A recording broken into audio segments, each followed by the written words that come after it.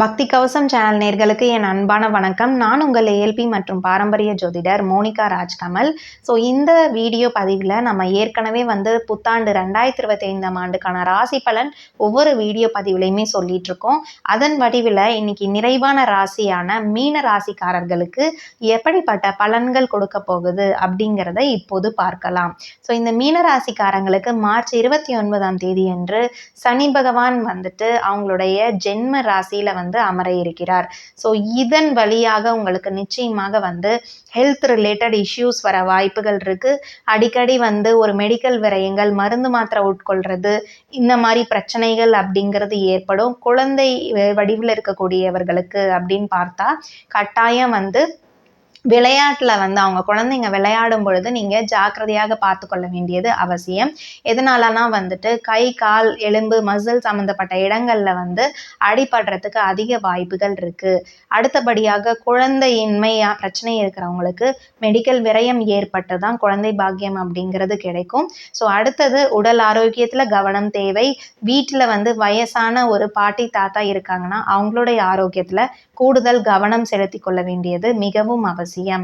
அடுத்தபடியாக குடும்பத்திலையுமே சரி சலசலப்புகோட இருக்கும். ஒரு மன நிம்மதியே இருக்காது. எங்கே பார்த்தாலும் ஒரு மிஸ் அண்டர்ஸ்டாண்டிங் வர்றது. நீங்கள் ஒன்று சொல்லுவீங்க, அவங்க ஒரு பாட்டுக்கு எடுத்துப்பாங்க. இந்த மாதிரி பிரச்சனைகளில் கட்டாயம் நீங்கள் அடுத்தடுத்து ஃபேஸ் பண்ண வேண்டி இருக்கும். ஃபேமிலிக்குள்ளேயே உங்களுடைய வார்த்தைகளை பார்த்து பேசும் பொழுது தான் அந்த பிரச்சனையிலிருந்து தீர்வு உங்களுக்கு கிடைக்கும்.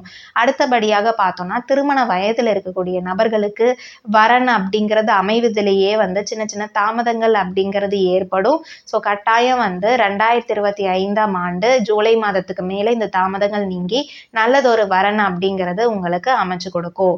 வருமானத்திலேயே ஆகட்டும், கடினமான ஒரு உழைத்தால் தான் சிறிதளவு ஊதியமாவது கிடைக்கக்கூடிய தன்மைங்கிறது உங்களுடைய ராசிப்படி இருக்கனால நீங்க கடின உழைப்பாளியா 2025ஆம் ஆண்டுல மாறுவீங்க. அதன் வழியே ஒர்க் ப்ரெஷர், ஸ்ட்ரெஸ் இது எல்லாமே அதிகரிக்க கூடும். உங்களுக்கு தேவை அப்படின்னு பார்த்தோம்னா வெறும் மெடிடேஷன், தியானம் மட்டும்தான். அது மட்டும்தான் உங்களுக்கு நிம்மதி தரக்கூடியதாக இருக்குது. மேலும் இந்த 2025ஆம் ஆண்டுல சிறப்பான பலன்களை பெறுவதற்கு நவ கிரகத்துல இருக்கக்கூடிய குரு பகவானுடைய வழிபாட்டை ஒவ்வொரு வியாழக்கிழமையும் இந்த மஞ்சள் பூக்களை வைத்து நீங்க அர்ச்சனை செய்து வழிபாடு செய்து அர்ச்சனை செய்யும் பொழுது நிச்சயமா உங்களுக்கு வரக்கூடிய பாதிப்பிலிருந்து சிறிதளவாவது தப்பித்து கொள்ளலாம். இந்த பதிவு இதோட முடிஞ்சது. மீண்டும் மற்றொரு பதிவில் நான் உங்களை சந்திக்கிறேன். அதுவரை நன்றி, வணக்கம்.